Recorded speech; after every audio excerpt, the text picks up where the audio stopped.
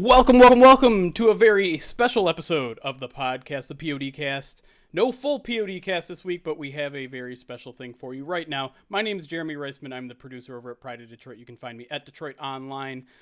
With me to help interview, yes, this is an interview podcast, senior editor of Pride of Detroit at Ryan_POD on Twitter. Ryan Matthews is here. How you doing, Ryan? I'm doing well. Looking forward to this discussion that we're going to have. Yeah, let's set it up here. Jameson Williams is probably one of the most talked about players on the Detroit Lions, but a year into his Lions career, still kind of a relative unknown, both as a person and a player. So we got someone that's going to know this guy front and back. He is the receiver developer for the Receiver Factory. He's worked one-on-one with Jameson Williams himself. Brandon White is here. Brandon, thanks for making some time.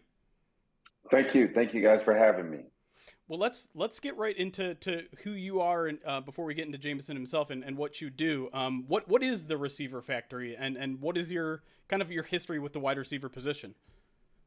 Yeah, so the Receiver Factory is a company that I started 6 years ago, and it was just it's basically receiver specific training. So we just want to work on nothing besides just the receiver work, right? So we're not trying to get you any stronger, faster, anything like that. We want to get right to the detail, to the art of the position. A couple years ago back, I saw that there was a bunch of quarterback specialists and going over all these specifics and mechanics. And I just thought, hey, the wide receiver position is as meticulous and as detailed. And if we could find a way to articulate that, maybe we could teach these guys how to really understand route running. So that's how Receiver Factory got developed. And so, kind of, what's your history with the wide receiver position, Brandon? I understand you're a former wide receiver yourself, right? Yeah. So I grew up here in South Florida, and it was one of those, all state, all those things, and I went to the University of Wisconsin, and just due to just some situations and some injuries, I ended up where I was. And I was just right after football, just trying to kind of figure out where did I want to maneuver in life, where did I want to go, and I saw this space. So I started at a very young age. I played with Devin Hester and Santonio Holmes. All of us were together, Brandon Marshall. So I came out with all those guys in that recruiting class back then, and went to Wisconsin, and so that's how I really, I was just born into the game. Those Florida receivers back in 96, 97, the Riedel Anthony's, the Ike Hilliards of the game, right? So those guys there was a style of play that was kind of instilled in me through my father. So when you say the intricacies of the game, the details that maybe aren't being taught enough, or that you specialize, what are you talking about? Like what are the things that you emphasize with your groups? Well, it's just really understanding. So there's a lot of details that goes into this thing.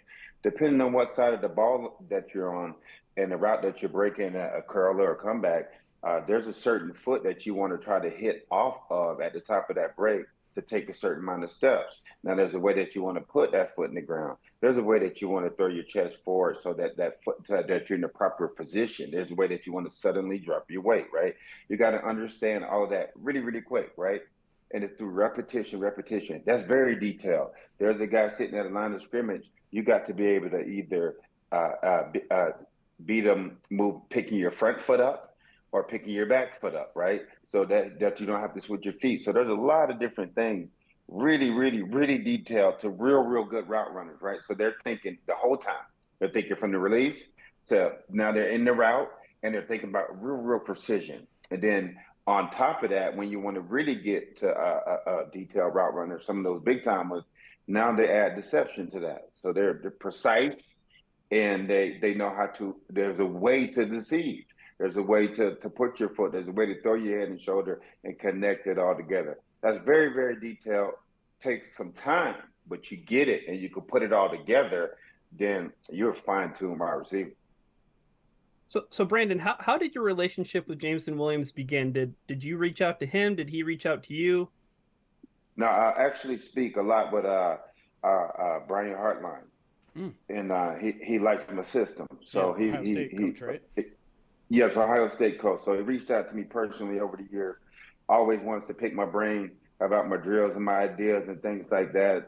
Some of the techniques I teach. So he saw Jamo early. Jamo was looking for somewhere to train in the off season, and he thought that okay, Jamo might be going to somewhere. I forgot the state he was going. He said, hey, he might want to check out this guy Brandon White down there. So Jamo said, hey, his dad called me, said, hey, I'm looking for someone to train my son. I didn't know much about him at all, right? I was just in the mix down here with the pros, and Sure. then that's how I met him. What were your first impressions when you met up with him, and when was that? Was that 2-3 years ago? Yeah, that was maybe 4 years ago. So 4 years. right, what? Yeah, maybe sophomore year at Ohio State. Mm-hmm. Okay. Um, First impression, he was. So what I did is I got some of the big dogs, like some of my big time receivers out there who work with us, and I said, hey, we got these dudes supposed to be real good. Hey, let's show them how we move, right? Mm-hmm. And so they came out because it's always like real competitive out there. Right. They're trying to do it, and another one trying to do it better, and Mm-hmm. another one trying to do it better. So I brought those big dogs out there, and then he was electric, and he was so good out there, and he was running around those cones so fast, and it was just like yeah, the plan didn't work. Like it didn't work for him. I'll say over impress him.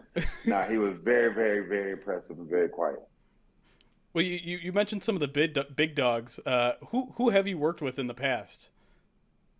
Well, just to name a few of them. Worked with Antonio Brown.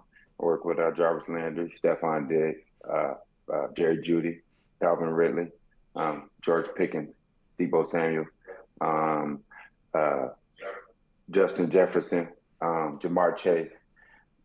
It's a number of them in the Yeah. bucket, but So I think that kind of explains it. yeah, that's all the big dogs. It almost sounds like. Mhm, mhm. What are some of the things that you've noticed the changes in JMO's game since you started working with him? I know you said like, hey, you got he hit the ground running and kind of did made a big impression on you. But what are some of the ways that you've seen his game grow since you first started working with him? Right now, his understanding of route running, understanding of what needs to be done. Also, his body control, right? So those guys like that just have that much speed, right? They're it's the slowing down part and the intricacy part, or just being patient enough to sell the move enough before you go.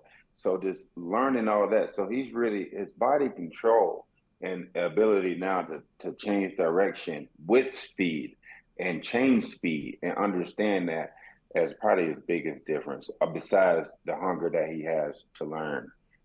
Those would probably be the two.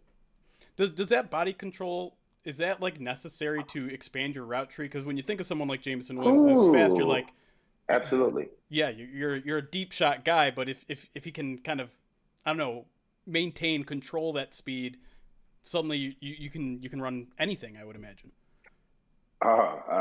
Yeah, that's the goal, right? Yeah. So we try to get these Ferraris, these Tyreek Hills. Oh, I didn't mention Tyreek Hill earlier. I'm sorry.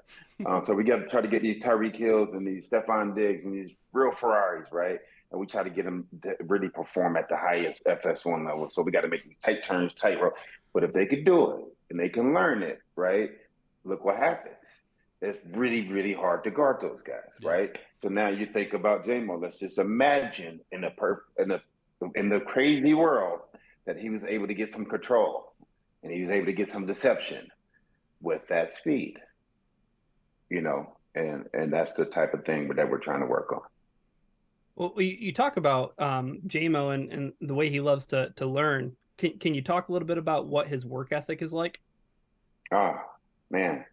I think if you look at some of those past videos that we posted, you just see his shirt, right? Drenched. He wants to work all the time. He's on time. He's always early. Never ever complains about tired or too many reps, nothing like that. And I mean, yeah, I'm around a lot of hard workers. He just it's about as one. Yeah, he's at the top, one of the top ones up there. Because I got some guys who work like AB in this time. AB would do those workouts in the morning and stuff and really go for it. Man, AB was working. Jarvis and Stephon Diggs. Sometimes when Stephon Diggs made that transition to Buffalo, he worked, man. I mean, worked. So Jameson is in that same category. Another thing that I thought was unique about him recently at this past event that we had. Um, uh, he we were sending all the players the clips of them their drills just privately. Here, check yourself out. He wanted his, and he wanted Tyreek Hill and a couple other players, right? So he the only player to ask for somebody else clips, right? So he wanted to do, what does that tell you? You know, what does that Student tell of the you? game. Student of the game. Only player out there who asked for another player's film as well. That's really interesting. And Tyreek Hill is kind of like an interesting line to draw because obviously the speed is obvious with both those guys. Yeah. But so you said you're working with him now during kind of this break between OTAs and training camp.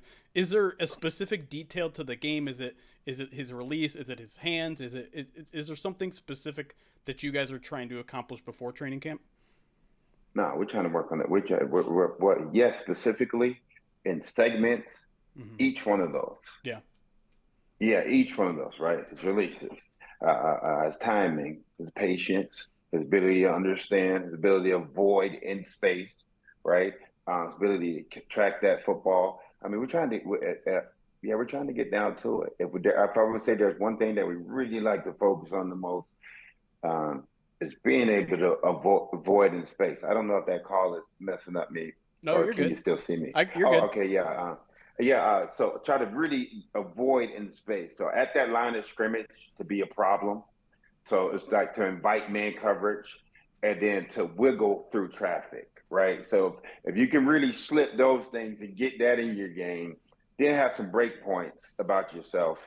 And then, he's a ball player. Let's not forget who he is. Like Jamo's the real deal. Yeah, that's definitely what endeared him to this coaching staff because Jeremy, I know you remember the clip of him playing as a gunner in Alabama and going down and making a tackle on special teams. I mean, the guy loves football. Yes, he does.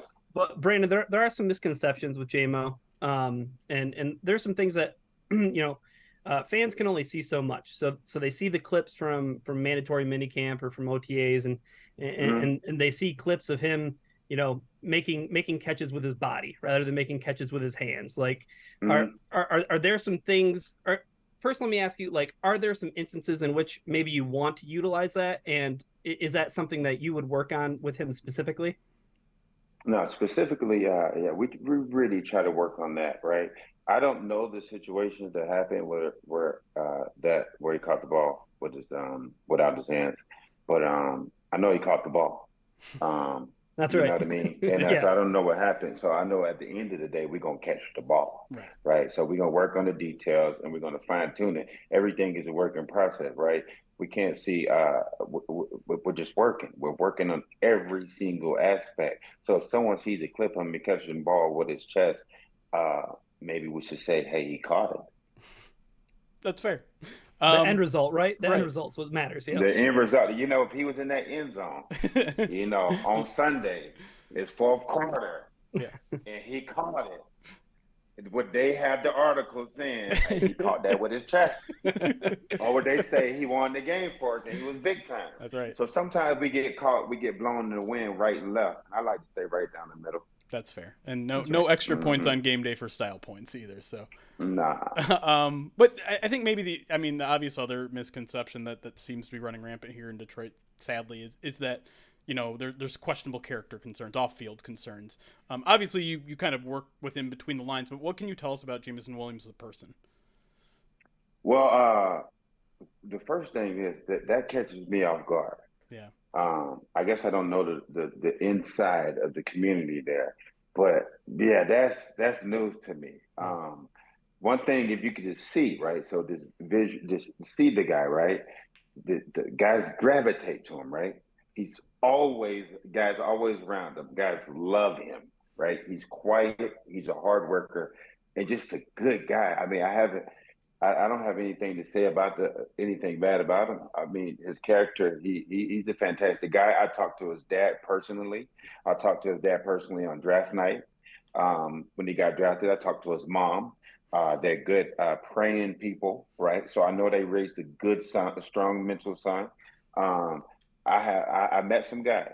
Now I've met some guys in my journey that we're different dudes. We're Yeah. working with this position here, but anything about Jamo and character would just be news to me, and that's just honest, man. He's a good kid, and that would be a real big misconception. Yeah, it's a lot of noise. It's a lot of noise, right? Yeah. Yeah. So Brandon, with your work at the receiver factory, is that something that you specifically work with receivers just during the off season, or is this something because Jamo, he is serving the 6 game suspension from the NFL? Is it something where you'll work with him like during his suspension, or is it just mostly off season work? Yeah, well, we got guys that we come in and go do some work in during the season. Sometimes during that bye week, or sometimes right before the prep, do some hand-eye work, coordination. It's whatever JMO needs, whatever he wants, whatever decision he makes to decide to do. I'll be there to work with them, of course. I'll be ready to train him, have him ready if that's what he needs and that's what he does. So it's his decision what he does in that time, and I'll be ready to work with him if that's what it comes to. Do you have anything else planned with him before then? Either before training camp or a little bit after training camp, anything like that? Yeah, well, we'll be working now all the Yeah. way up into training camp as the guys come in, and this is a real popular time for these guys to come on in town and work. So I'll see them over the next couple of weeks. Yeah, and you bring some big dogs with you to make sure. I guess he is Well, the big well, dog now, huh? well, yeah. We don't. That was back in the day. That was a problem. Yeah, we don't have any problem with any big dogs showing up now. Yeah, Yeah, that's they'll fair. be there. Yeah. um, Hmm. all right, one more from me. And it's just a kind of basic one here is like because JMO is kind of still a relative unknown for a lot of people here in Detroit. What is maybe one thing that they don't know about JMO that you do that they should know?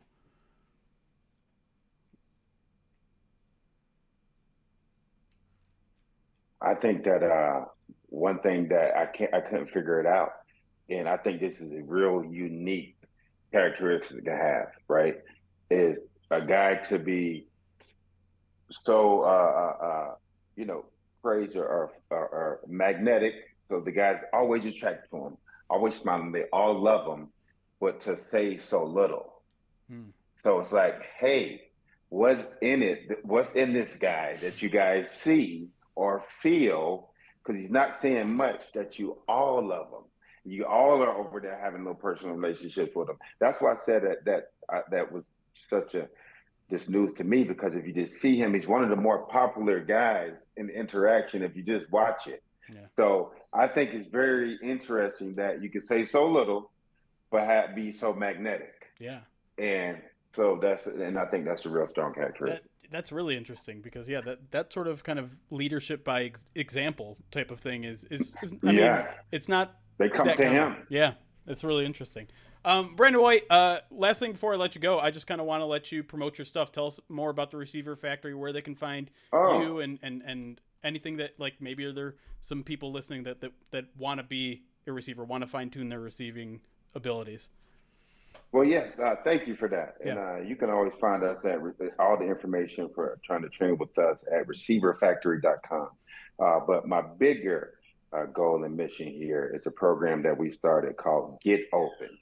Okay, and that Get Open, that's a nonprofit that we started. What I wanted to do is I wanted to use this beautiful vehicle we have of all these attractive football stars and all these bright lights and get these kids in the car. So we wanted to start a camp called Get Open. And what the camp is going to be is going to be 3 days long. It'll be that football side that you see all over the place. So it'll be the real deal. Mm-hmm. But then we're going to get open. So now we're going to get into some yoga. We're going to get into some meditation. Mm-hmm. We're going to get into some things because there's kids dealing with anxiety. There's kids dealing with depression. and there's kids that's dealing with substance abuse due to those things, right? Yeah. And there's kids that's locked up somewhere and can't explain it, can't get to a psychiatrist, and we speak passionate about that because that's personal, right? So when we see these kids and we work with these kids, and the only thing we taught them was an out route or a press release, then I lost, right? Right. So there's some kids that need this. So our mission is way bigger than the receiver factory. So if there's anything I want to talk about is get open, and that our challenge to go and help these young kids with mental health and that substance abuse, and try to catch them and teach them things, how to open up and how to breathe. Just tricks and things that you probably wouldn't have got nowhere else. And maybe we'll be able to get a couple of these guys open for real. So you can look at that at getopen.org, all the information. And thank you. That is awesome. That's awesome. Yeah, that's great. I didn't know anything about that, so I'm glad you shared that, and I'm gonna definitely look into it and see how we can support you. But Brandon White, thank you for supporting us with some awesome information. Hopefully, we cleared up some misconceptions about Jameson Williams for some Lions fans, and we'd love to have you back sometime. So appreciate your time, bud. It was fantastic. Thank you, guys. All right.